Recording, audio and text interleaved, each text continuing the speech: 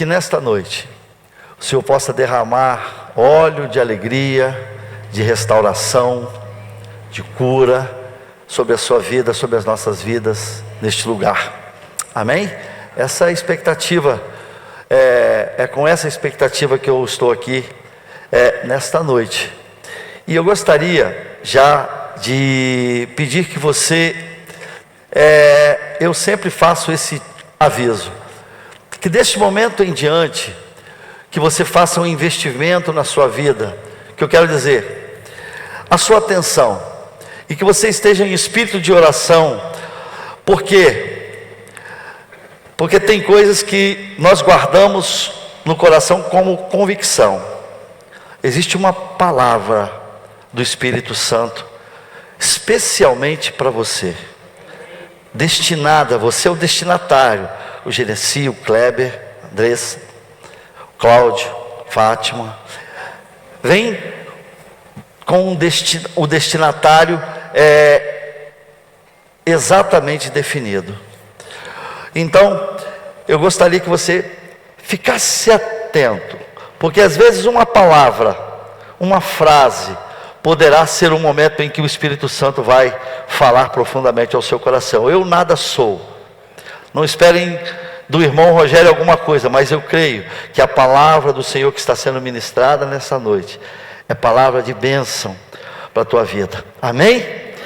Passados hoje, 363 dias, vamos dizer assim, hoje, e o ano de 2024, ele já é considerado velho, não é verdade? E muitos de nós já idealizou, já projetou a vida para o próximo ano, o ano que chega, o que você vai fazer, e que você pretende realizar. O que é certo é que fica no nosso coração a gratidão de estarmos ainda aqui, amém? A alegria de estarmos ainda aqui, com todas as lutas, com todas as pelejas, o Senhor nos permitiu chegar até aqui. Especialmente 2024 para mim foi um ano em que eu fui incluído no rol dos idosos. Fiz 60, você fez 40, né? Eu fiz 60 anos pelo Estatuto do Idoso. E eu estava fazendo uma contabilidade assim, e quantos dias? 22 mil dias, gente. Eu já estou vivendo debaixo do sol. São dias que o Senhor tem me dado, 22 mil dias, e eu então estou nesse rol dos idosos, e eu guardo no coração aquilo que Moisés, a oração de Moisés que está lá no Salmo 90, ensina-nos a contar os nossos dias. Para quê? Porque há uma finalidade, para que alcancemos coração sábios, é isso aí. E nós temos nessa caminhada, 22 mil dias. Eu não sei se você vai fazer a sua contabilidade quando chegar em casa, mas eu não lembro exatamente quais foram os dias, quais os dias que eu chorei, mas eu chorei, e você também deve ter chorado na sua caminhada. Eu não lembro exatamente quais os dias que eu me alegrei, quais os dias em que eu me entristeci, em que eu fui restaurado, que eu fui renovado, mas aconteceu. E geralmente na caminhada da vida a gente guarda no coração essas experiências, e a nossa alma muitas vezes ela vai expressando essas experiências que o tempo vai deixando em nós. Às vezes nós, afinal de contas, no meu caso, são 22 mil dias, e eu espero certamente que eu tenha amadurecido. Às vezes a gente amadurece, às vezes não. Às vezes eu me encontro assim, definitivamente, juntamente com meus irmãos do presbitério, na 5ª série, quando a gente se reúne, é um momento assim de descontração. Às vezes aprendemos, às vezes não aprendemos. E eu, às vezes, fico observando a vida, e alguns passam, às vezes estão passando pela vida, são há alguns dias, e parece que não aprenderam muita coisa. Outros tão cedo, parece que aprenderam tanto. E é algo que deve ser observado. O que importa para nós é que não importa o tempo. o tempo da vida. Eu cheguei à conclusão que o tempo da vida é um acessório. Por quê? Porque os que estão debaixo do governo do Senhor Jesus, o tempo é um acessório porque nós vivemos o tempo da eternidade já aqui nesta vida. Não é verdade? Então o tempo, não importa, 22 mil dias não é nada perante o tempo da eternidade que aguarda aqueles que estão no Senhor Jesus. E olha o que diz Isaías no capítulo 11, versos 1 e 2, Isaías que desenvolveu a sua atividade apostólica ou profética, no ano 701, segundo os estudiosos, antes de Jesus. O seu ministério foi desenvolvido em Jerusalém, e ele já disse, e profetizou: do trono de Jessé, pai de Davi, da tribo de Judá, sairá um rebento, e das suas raízes um renovo. Não importa o tempo, esse renovo é para hoje ainda, porque a raiz de Davi nós conhecemos, repousará sobre ele o Espírito do Senhor, o Espírito de sabedoria e de entendimento, o Espírito de conselho e de fortaleza, o Espírito de conhecimento e de temor do Senhor. Então 21 mil dias é nada diante dessa promessa, e que nós devemos estar atentos a isso aí. Eu gostaria de pedir que você me acompanhasse na leitura. Nós vamos ler algo que eu tenho quase certeza que já tem decorado. Esse texto você tem decorado. Geralmente esse texto, bíblico, no Sermão do Monte, que está lá no capítulo 6 de Mateus, eu já, em diversas vezes, na rodinha, pessoal da pelada, vamos fazer uma oração. E aí, esse texto é o que todos já conheciam, e não precisava abrir a Bíblia, todos já conheciam, e depois de proclamar esse texto, então iniciava-se ali a atividade recreativa. Então é algo muito conhecido, e você vai, obviamente você já sabe do que eu estou falando, é quando Jesus fala sobre a oração. E eu gostaria que você tentasse, que parece algo simples, é algo que já decoramos, algo que já sabemos, mas você pode ser surpreendido pelo Espírito Santo, não por mim, porque ele pode falar ao seu coração algo que pode causar no seu coração uma verdadeira revolução, porque foi o que aconteceu comigo lendo a palavra que permanece para sempre. A palavra do Senhor é sempre revolucionária. Já aconteceu de você ler um texto, ler de novo e passar por ele, e ele vem te dar uma luz assim: Jesus, como eu não tinha visto isso antes.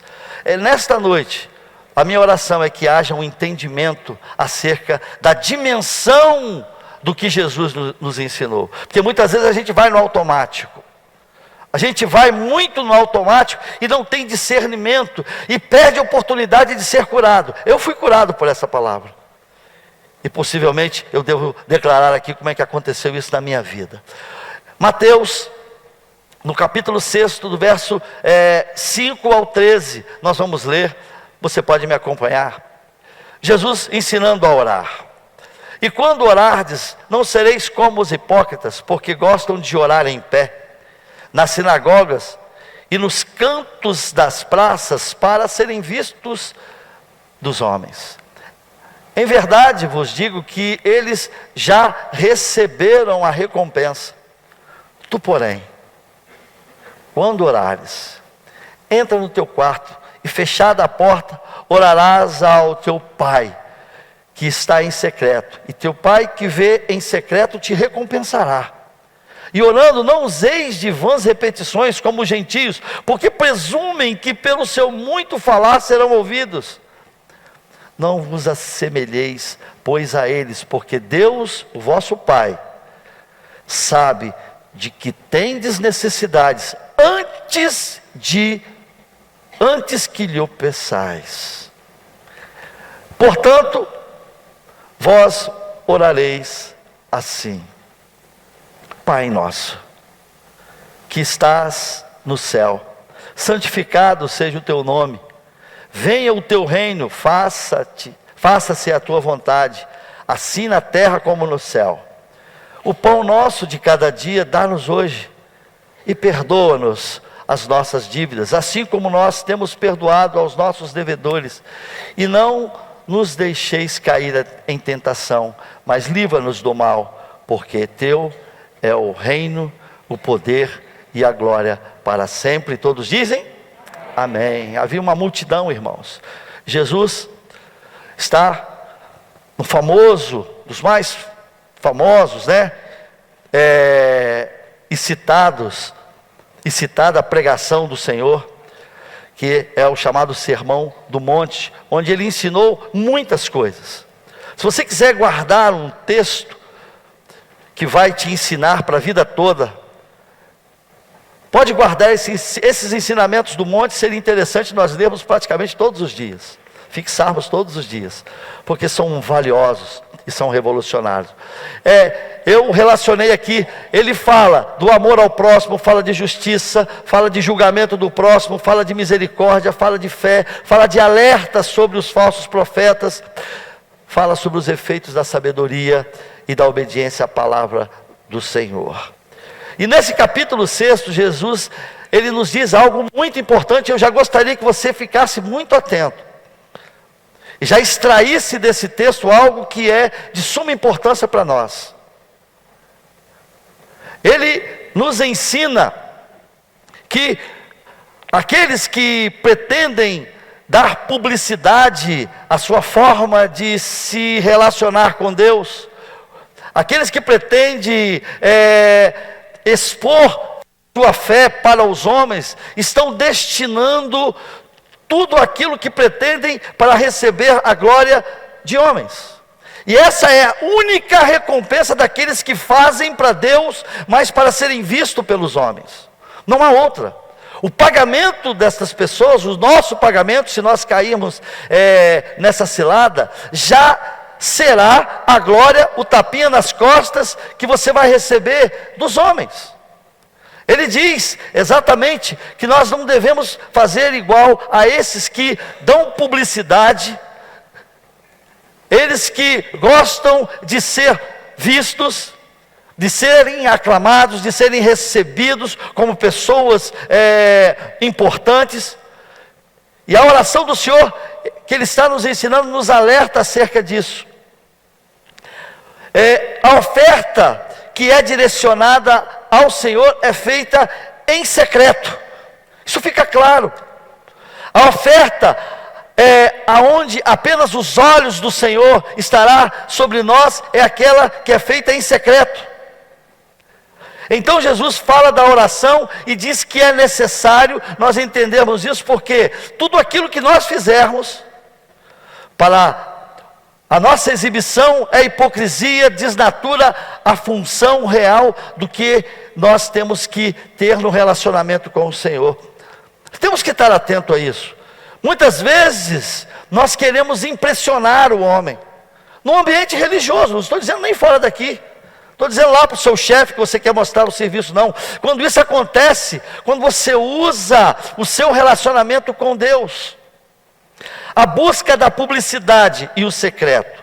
Eu anotei aqui que no público, na hipótese tratada pelo Senhor, o nosso destinatário é a multidão, onde buscamos uma recompensa vinda do homem. Hipocrisia, maquiagem espiritual.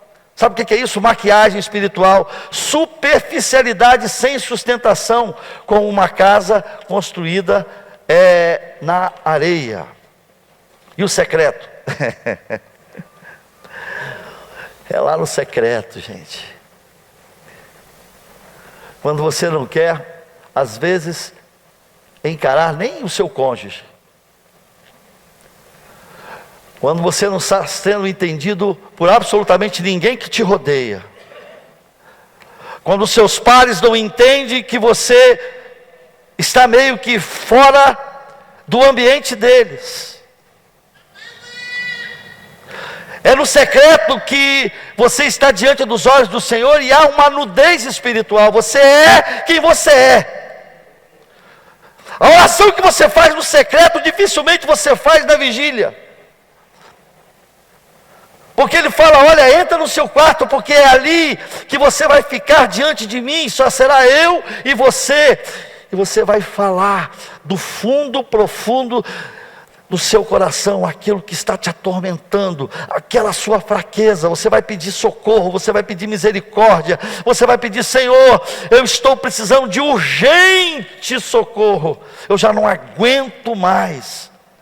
Porque diante da comunidade, diante da coletividade, você está bonito, cheiroso, bem vestido, mas naquele quarto, oh meu irmão, naquele quarto, Jesus nos ensina o que é essencial ao falar com Deus. E eu não quero que você se escandalize pelo que eu vou te falar agora, mas quando Deus trata na alma humana, sem que a pessoa muitas vezes tenha um conhecimento na profundidade que você tem, muitas vezes por ser convertido ao Senhor Jesus. Eu estava vendo uma canção de um compositor que o Brasil e o mundo conhecem. Não se escandalize, calma, respira, continua respirando. O compositor Gilberto Gil. Nós estamos falando aqui: se eu quiser falar com Deus, você já guardou que no secreto, lá no seu quarto, lá no seu pensamento, na sua cozinha, você sozinho, você está diante dele. E nós temos que aprender, quando estaremos falando com Deus, com quem nós estamos falando. Sem confete, sem tentar impressionar Deus, sem trazer para o Senhor o que você é, as suas qualidades, porque quando você está no secreto com Deus, não é qualidade que você tem, eu tenho certeza. Você não apresenta qualidade. Senhor, eu já não suporto mais esse marido, eu já não aguento mais essa mulher, eu já não aguento mais o meu irmão, eu já não aguento, está difícil demais. Está difícil demais. E esse cantor Gilberto Gil, a despeito da sua liberdade poética, eu gostaria que você tivesse o discernimento para entender como o Senhor pode ter operado no coração deste homem, no momento em que ele compôs: se eu quiser falar com Deus. Você pretende falar com Deus? Então preste atenção. Ele diz: se eu quiser falar com Deus, tenho que ficar a sós. É ou não é? É inegável. Gilberto Gil aí, ele tem razão. Tenho que ficar a sós, tenho que apagar a luz, ele diz. O que é apagar a luz? Tudo aquilo que vem de fora, que ilumina. E eu espero que você tenha discernimento e não fique uma crítica aí leviana. E entenda, talvez você cresça um pouco. Estou falando de um compositor que talvez é até aliado a religiões contrárias ao que diz a palavra de Deus, mas mesmo assim, no coração dele, no momento da composição, existe algo divino que Deus colocou no coração dele. Porque tenho que apagar a luz, tenho que calar a voz, ou seja, a minha voz, o que eu acho, o meu entendimento, a minha soberba, a minha posição, a minha justiça, tem que ficar de lado. Porque e ele diz que tem que ter a alma e o corpo nus. Vamos combinar. Talvez você não goste dele, não ouça, eu também. Mas quando... O que esse camarada, ele compôs, o que saiu do seu coração quando ele tem a ideia do que é falar com Deus? Se eu quiser falar com Deus.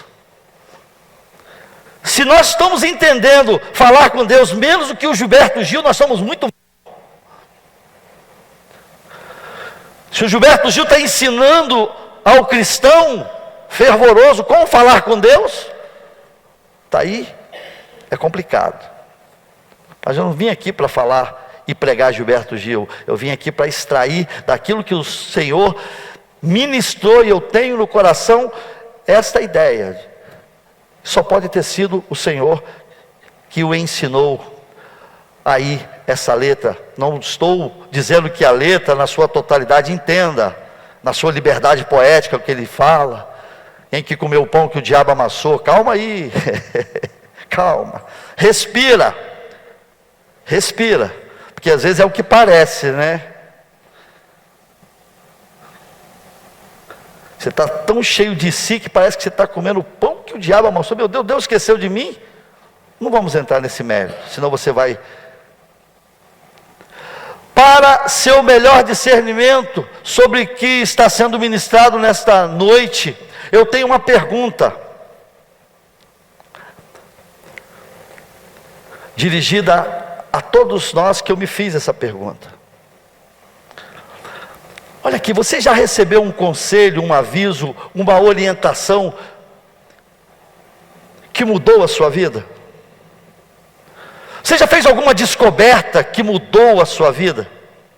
Depois que aconteceu aquilo, depois que você teve aquela experiência, depois que você teve aquele discernimento, depois que você teve a denúncia sobre aquilo, que você verificou, você não conseguiu mais ser a mesma pessoa. Eu vou exemplificar: você conhecia alguém que você tinha como seu melhor amigo, sua melhor amiga, e essa pessoa estava se esfaqueando pelas costas. Eu não acredito. E você descobriu que aquela pessoa não era a amiga que ela declarava ser. Coisas do tipo.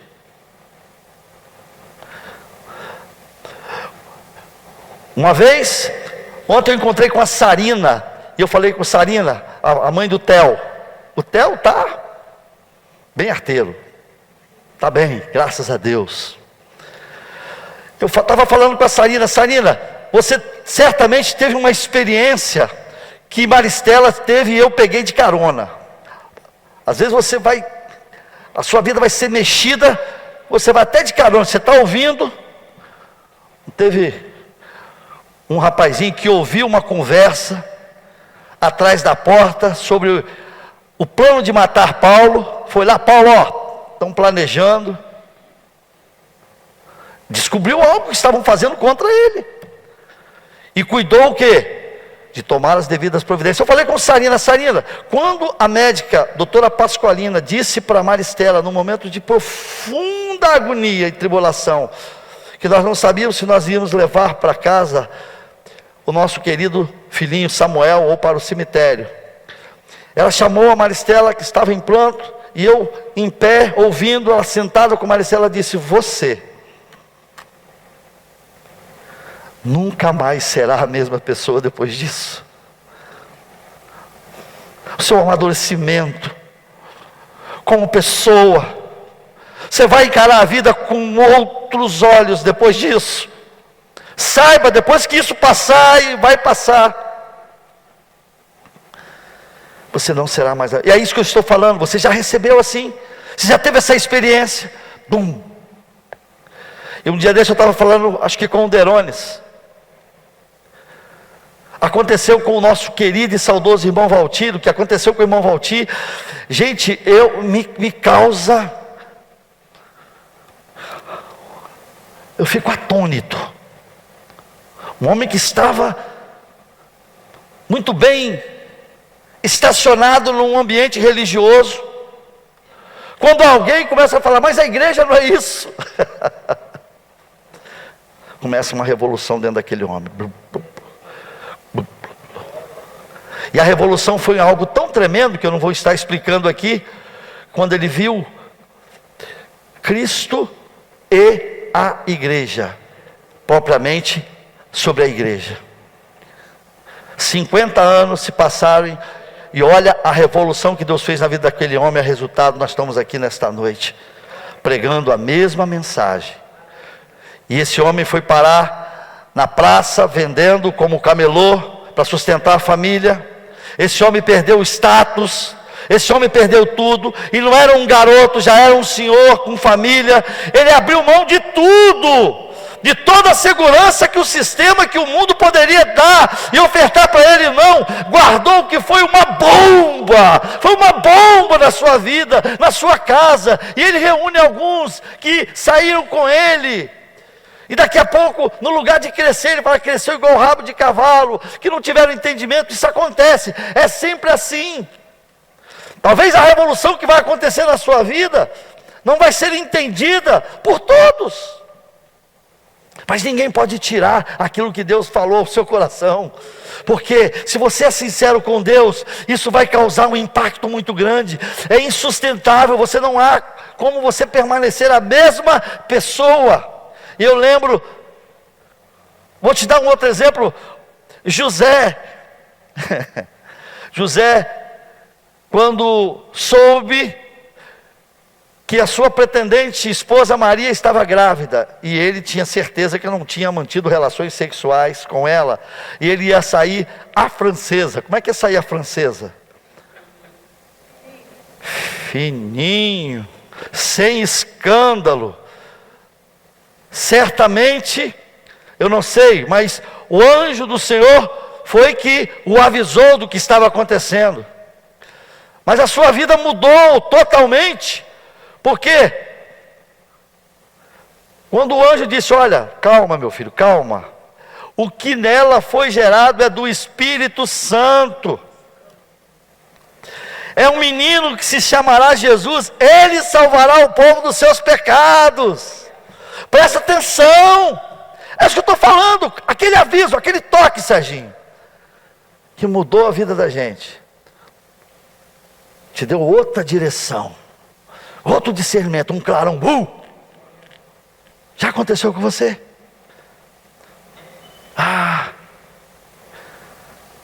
Eu li a Bíblia, falei: Senhor, eu queria ver milagres. Olha só, menino,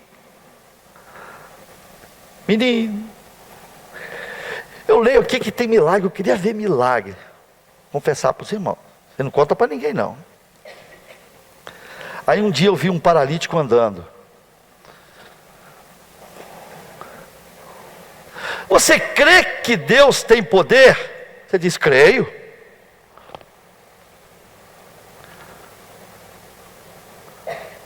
Mas quando você participa do processo, você não precisa ver o milagre, tudo bem, eu não estou entrando nesse âmbito, mas acontece que minha vida não poderia mais.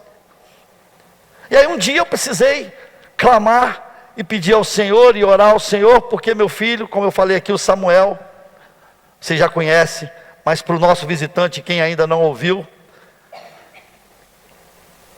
chegou meu primo, Jorginho está aí não, né? Que mal conhecia a Bíblia. Tem Gênesis 21:8 na Bíblia?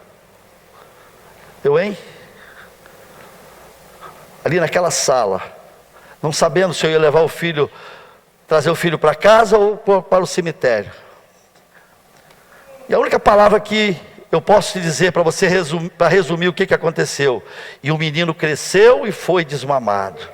E no dia que o menino foi desmamado, Abraão deu um grande banquete. E eu costumo dizer, eu não posso pregar o Evangelho sem falar com convicção que Deus faz milagre, Deus cura, Deus restaura. Aí você vai ficar assim, religiosamente a gente fica meio assim: Deus tira da sepultura, como tirou Lázaro. Você imagina a enfermidade que ainda está. Deus te cura, Deus te restaura. Então é essa a pergunta desta noite, para a gente começar a entender a oração que Jesus nos ensinou. Pronto, falei. E é preciso a gente entender que essa oração tem que revolucionar a nossa vida todo dia. Ela é curtinha, é decorada pelos boleiros, eu diria até pelos cachaceiros. Se quiser fazer uma oração, é o Pai Nosso. Eles mandam, está decorado. Está ou não está? Decoradíssimo. Jesus está revelando quem é Deus e quem é o homem. Presta atenção nessa oração. Ele disse: olha, vocês ficam divagando por tantas coisas, eu vou falar resumidamente o que toca o coração de Deus, o que faz com que o Senhor esteja atento à sua voz, quando você for falar com Deus. E muitas vezes eu já, não é, claro que nós não somos contra, mas você glorificando o Senhor, você começa a oração como? Eu já ouvi, e é bíblico também. Nada contra. Mas eu estou falando da oração que Jesus nos ensinou através desta palavra, do texto bíblico, palavra do Senhor. A gente pode começar uma oração já mandando bala.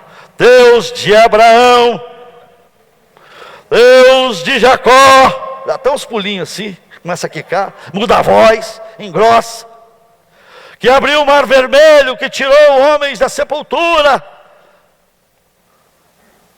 Ó Deus, eu quero te dizer isso e aquilo outro, vem. Jesus começa dizendo o seguinte, você vai orar assim: Pai, Pai, todo o poder que Ele manifesta em seu favor, porque Ele é Pai.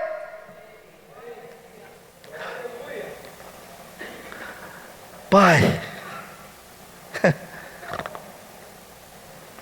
Pai chama atenção para relacionamento. O que você tem é um pai. Pai chama atenção para acolhimento. Pai chama atenção para a cruz, que Ele enviou o seu próprio Filho, porque Ele precisava fazer com que você fosse restaurado, que você fosse realinhado, que você nascesse de novo. Por isso Ele é Pai. Agora Ele vai abrir o mar vermelho, Ele vai tirar o homem da sepultura, Ele vai curar da lepra, Ele vai curar o câncer. Mas sobretudo nós temos que entender que Ele é Pai. Pai que abraça, Pai que te entende. Naquele quarto secreto você está com o Pai. Antes de chegar ao poder, você tem que experimentar o gosto de ser abraçado pelo Pai. E Pai protege.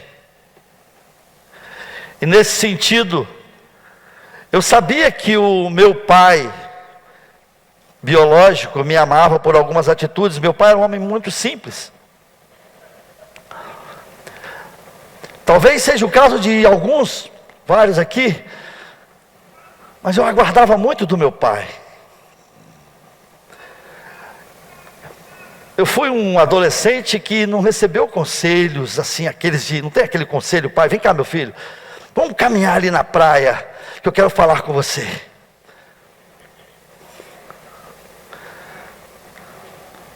E eu via outros pais recebendo, acolhendo, falando, orientando, e aquilo me fez murchar. Eu fui um adolescente, muito tímido, muito retraído. E eu estou falando isso do meu pai, mas às vezes o seu pai, o que foi usado para ser a figura do pai foi a sua mãe, foi a sua avó. Entenda o que eu estou falando, por favor. A figura dessa paternidade atribuída a Deus. E aconteceu que um conflito dentro de casa, o pai que eu esperava que fosse conselheiro, o pai que eu esperava que fosse acolhedor, se transformou no meu inimigo. Meu inimigo número 1. E na época das trevas eu ameacei meu pai. Eu disse, olha, o dia que você encostar a mão na minha mãe, eu acabo com a sua raça. Olha só que nível que chegou. Eu que esperava o carinho do pai, o conselho do pai, acabei ameaçando o pai. Por isso, você que está aqui nessa noite, em nome do Senhor Jesus, na hora que você for orar, a oração que o Senhor te ensinou, saiba que este é o Pai,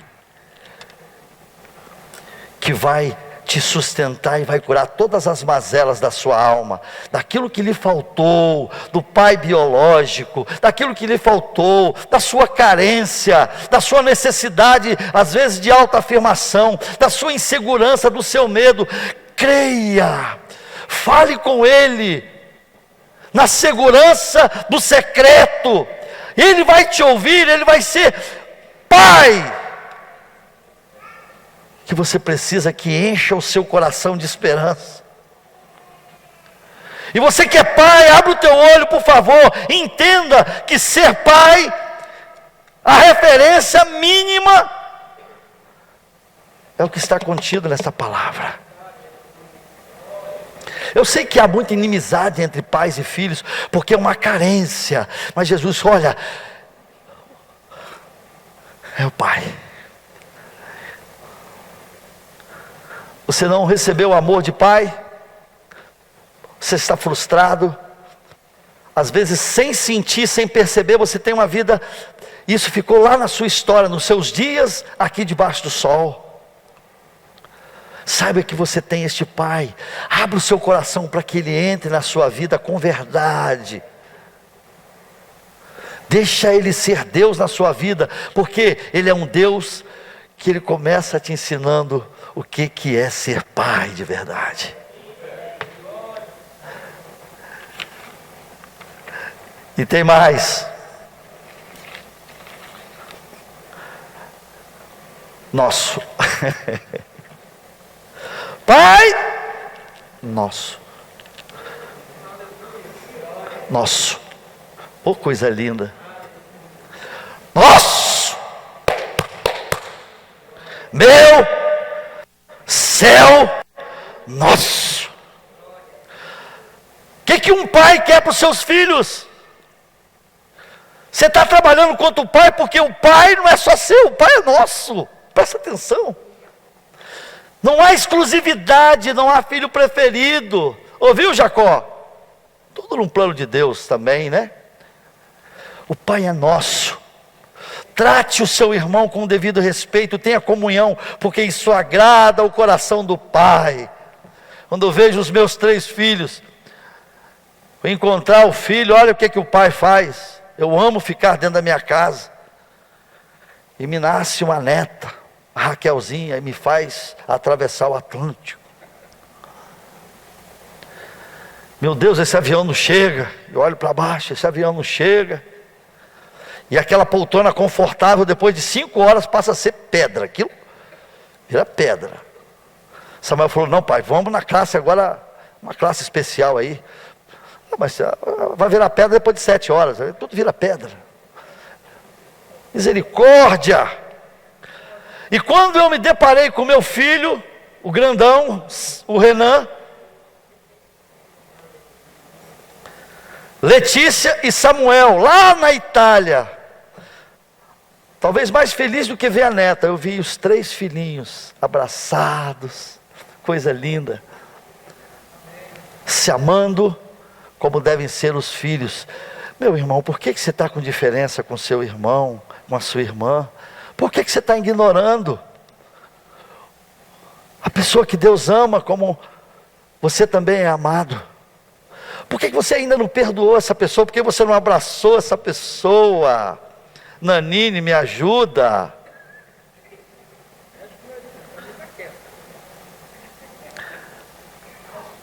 Pensa naquela pessoa que você não tem suportado mais, você não engole mais. E o Pai é nosso. Aprenda a viver com o que é diferente de você. Nem todo mundo é você, é bem diferente.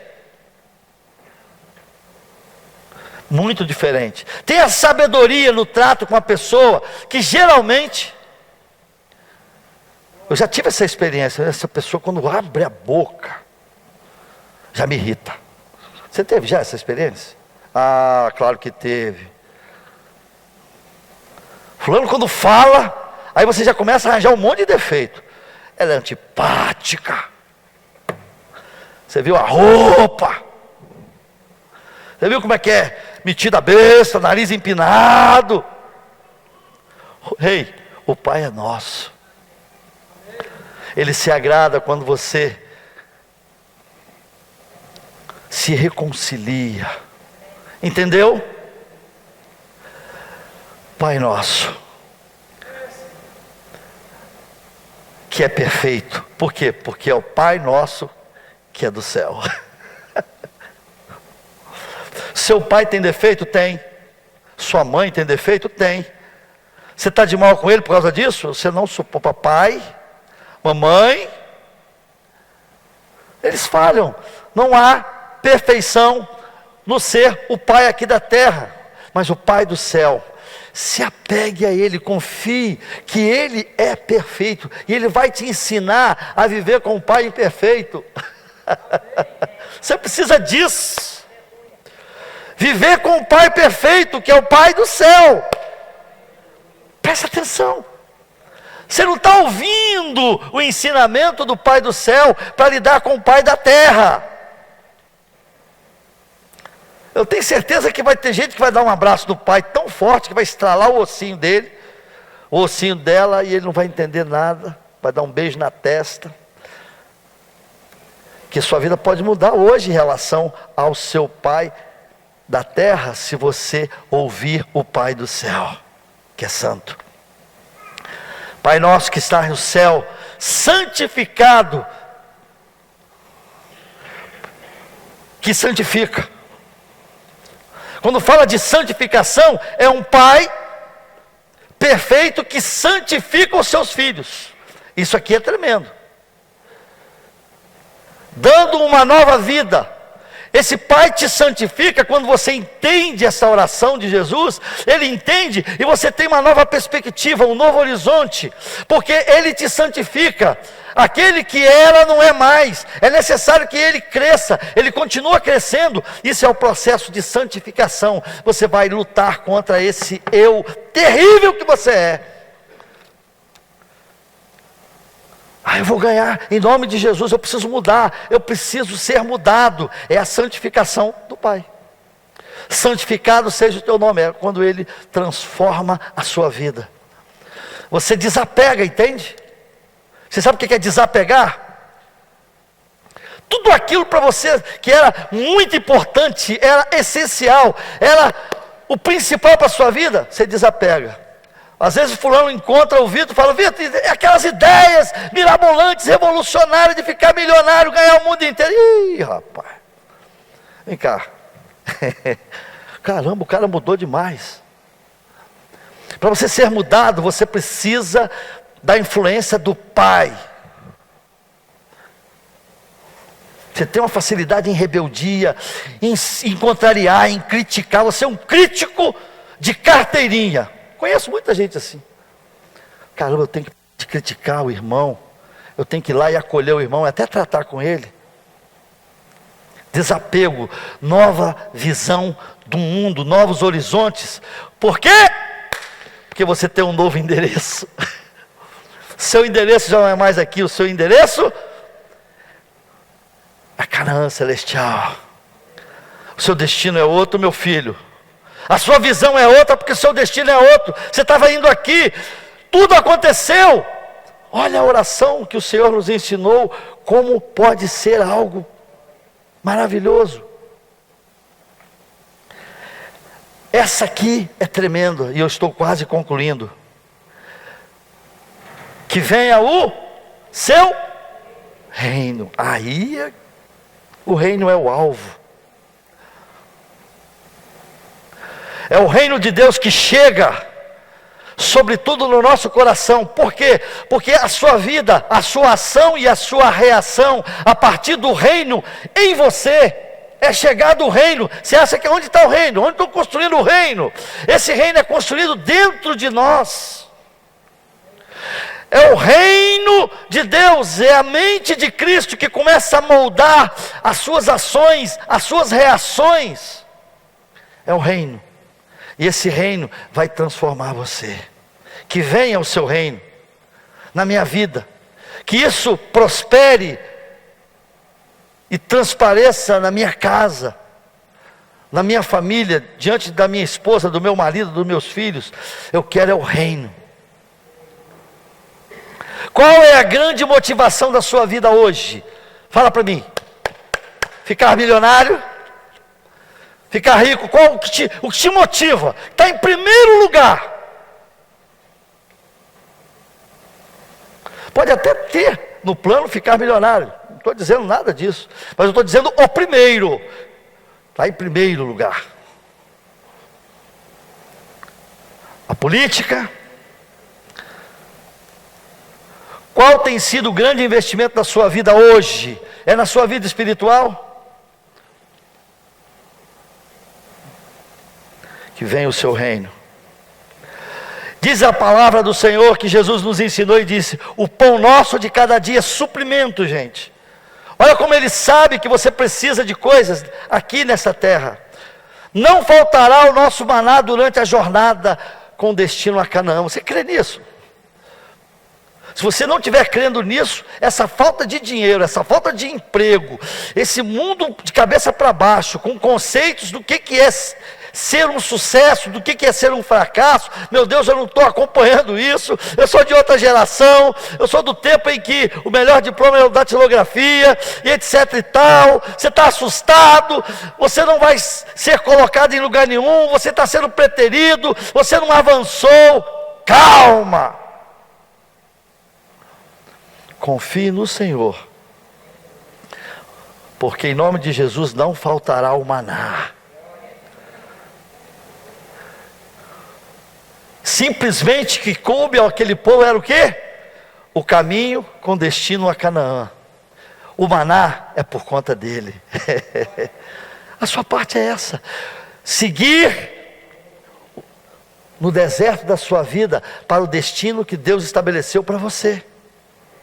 No mais, pertence ao Senhor. Perdoa-nos. Aí pega. Sabe por quê? Senhor, perdoa. Há uma condição. Como é sábio o Senhor. Perdoa-nos. E há um meio a ser cumprido, uma condição a ser cumprida, porque a via do arrependimento é que faz com que o perdão do Senhor nos atinja, porque primeiro você tem que se arrepender. Não tem como você ser justificado por ninguém, nem por nenhum. Nada pode te justificar, nenhuma ação sua, nenhum serviço, nenhuma oferta, não pode ser justificado pelo seu dízimo. Nada, absolutamente nada, irá te justificar diante do Pai do céu. Por quê? Porque Ele requer o seu arrependimento profundo, verdadeiro. É que você entre em combate contra aquilo que te causa o mal, aquilo que está te colocando prostrado. Arrependimento é o que falta muito nesse tempo onde todo mundo tem razão. Arrependimento verdadeiro. E muitas vezes você ainda não pediu perdão para aquele que você ofendeu, porque você acha que ainda está certo. Arrependimento. Isso é duro. Não é degustável facilmente. Mas falta muitas vezes isso, essa autojustificação não vai nos levar a receber esse perdão fundamental. Eu digo isso com tristeza no coração, e eu digo isso para mim mesmo.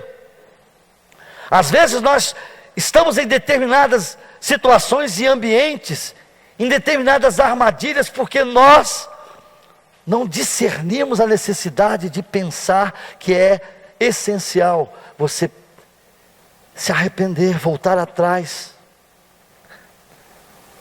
Assim como nós perdoamos, olha assim. Você fala para Deus, olha o que você fala para Deus. E foi Jesus que te ensinou essa oração. Senhor, perdoa-nos e eu vou te dar um modelo. Qual o modelo, meu filho? Como nós perdoamos. Segura essa. Que coisa! O modelo do perdão que eu quero, Senhor, eu estou te dando, é que eu perdoo também. Captou? O perdão pode ter vários efeitos positivos na saúde física e mental, eu estava pesquisando isso. Além de ser uma ação libertadora, que ajuda a amadurecer e a seguir em frente. Olha o que o perdão, sabe por que você não está dormindo? Estava lendo isso hoje. A falta de perdão. Quando você perdoa, você melhora a qualidade do sono. Ei, pessoal da saúde, é verdade? Sim? A irmã ali da saúde já falou, Você vai dormir? Miserável, queria que morresse. Eu e a torcida do Flamengo, do Corinthians. Ah, se o carro atropelasse. Misericórdia, irmão. Você vai dormir direito? Não vai. Reduz o estresse e o nervosismo, regula a pressão arterial. Aquele remedinho que você toma, talvez você está tomando por falta de perdão. Perdoa. Você vai fazer uma consulta, mas rapaz, você não precisa mais não. O que houve? Você não vai falar nada. Acho que eu fui curado. Reduz os riscos. Olha só, isso aqui eu fiquei. O perdão reduz os riscos de ataque cardíaco. Não é só para ir para o céu que é bom perdoar. É também para viver na terra. Gente, que coisa boa. Colossenses 3 diz, 13, perdoe como o Senhor lhes perdoou. Ó. Aí Jesus, o Senhor, a palavra do Senhor falou, ó, perdoa como o Senhor perdoou. Aí é fogo cruzado. Mateus 6,34, por fim, livra-nos do mal. Irmãos, livra-nos do mal. Mateus 6,34 diz, portanto, não vos inquieteis com o dia de amanhã, pois o amanhã terá seus cuidados, basta ao dia o seu próprio mal. Gente, vamos parar de viver a ilusão de que nós estamos guardados contra qualquer desafio. Não é verdade. Essa postura e essa pregação da prosperidade é uma grande mentira para iludir aqueles que não conhecem verdadeiramente o que Jesus ensinou nessa oração. Cada dia existe um mal, é verdade, você sabe a sua vida, a sua experiência, você tem se deparado. Mas o que o Senhor está querendo nos ensinar quando nós enfrentamos a adversidade, enfrentamos o perigo, enfrentamos a tristeza, ou enfrentamos qualquer inimigo? Romanos 5, 3 e 4 diz, o gatilho. O que a tribulação produz na gente? Produz perseverança. Gente, o que é perseverança? Perseverança é decidir todos os dias. O perseverante decide hoje, daqui uma semana eu decido de novo. Não, perseverante tem que decidir todos os dias. Todo dia você tem que enfrentar aquilo que você tem que decidir, que você tem que contrariar. Todo dia. A tribulação produz perseverança, a perseverança é experiência, e a experiência é esperança. As provações produzem um peso eterno de glória. Peso de glória é a manifestação da santidade de Deus na sua vida. E vocês conhecem, tudo posso naquele que me fortalece. Você está já nas cordas? Nesta noite, o Senhor quer que você se aproprie da oração que Ele te ensinou, de uma forma totalmente disponível para o seu coração. Ele é Pai, mas Ele não é só seu, Ele é nosso, Ele é santo. Ele fala que você, Jesus resumiu, gente, você percebe? Ele fez um resumo para o cotidiano da vida.